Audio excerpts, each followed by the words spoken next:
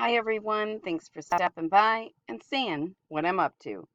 My name is Nikki B, or Silkyfeather, and you can call me Silky or Nikki. Let's get started. I am going to play a video from Max here about $9,000 in stimulus. Now, I do listen to Meet Kevin as well, but every person has a little bit of different news, and let's get the goods. Alrighty, here we go. I'll be quiet in the corner. No sound for me today.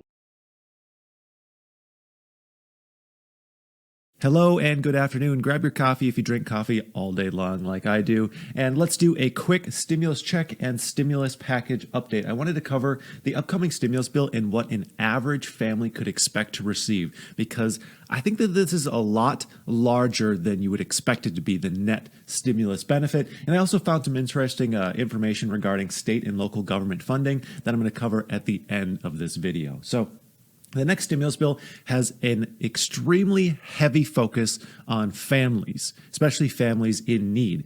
And it has more programs than ever for families, especially on the lower side of the income scale. So the next stimulus bill, let's do a family of four, just for an example here. A family of four, let's say one 5-year-old and one 10-year-old. So starting off with stimulus checks, this is the most obvious benefit. So we have $1,400 stimulus checks. With the next stimulus bill, the dependent payments, both for adult dependents and child dependents, is also $1,400 per. So a family of four, you're looking at $5,600 straight away.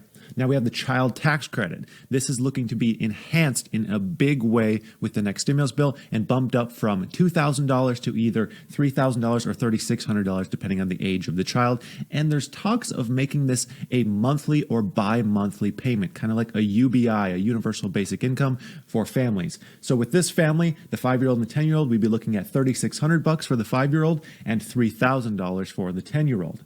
Now we have the child care credit.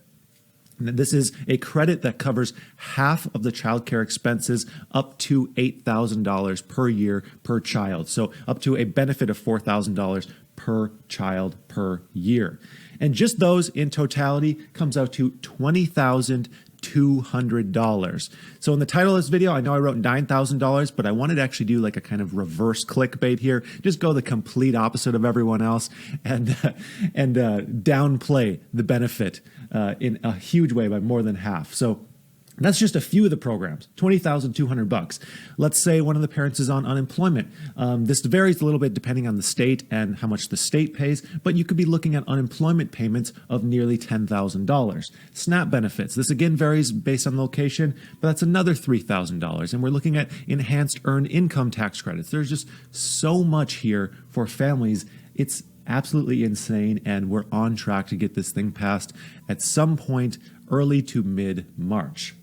Also, before we move on to the next section, I wanted to just quickly thank the sponsor of this video, Society Socks. They're a fan of the show, and they reached out to me to see if they could sponsor a few videos, and here we are. They have awesome sock designs. I mean, I'm wearing a pair right now with some rocket ships on it, but they got some awesome sock designs. They donate a pair of socks for every pair they sell to homeless shelters, and you can receive $10 off any new subscription or any order over $20 if you use the link in the description and the promo code Maher. So thank you to Society Socks, and support them if you want to support me.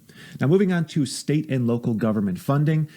This has, of course, been a debate ever since stimulus has been a thing. Republicans simply don't want it. They feel that this is only helping Democratic states who overspent before the pandemic, and now they're seeing the effects of this now. Basically, they're saying they had a bad balance sheet in the first place, so this is why they're in this situation. And they also say that most states don't need additional funding because a lot of states' tax revenues didn't actually go down. We're gonna look at the proof of this in just a second. Now, many Democrats, to present both sides of the argument here, we're trying to be as non-biased as possible. Many Democrats want this to happen because they feel, first, that state and local governments are going to do a better job of targeting programs. So, I mean, it makes sense that a smaller government is going to have a better idea as to what the individual citizens of that area need, and they're going to be able to have more focused and targeted programs. And they also want to help cities save federal jobs because since the pandemic started, more than 1 in 20 federal jobs have been lost. So let's take a look at this graph here that shows the state revenue declines. And so in the US, 26 states saw a decline in tax revenue, which isn't that bad given the fact that we're in the middle of a global pandemic. We can see that Alaska was the worst on the list, and this is because of the oil industry. And any state that relies on a heavy amount of tourism also saw dramatic decreases. We can see Hawaii down 17% and Florida down 10%, just for instance there. So obviously there's an argument to be made that certain states may need additional help. What I don't understand is why don't we just set up a program where if there was a loss of more than 1%, let's say, in state tax revenue, those states receive some form of benefit, and then everyone's happy at the end of the day. But that might make too much sense. So I just thought that this was interesting to actually see what is going on a state-by-state basis on this graph. So that's going to do it for today. I would like to thank you for watching, and I hope you have a profitable day.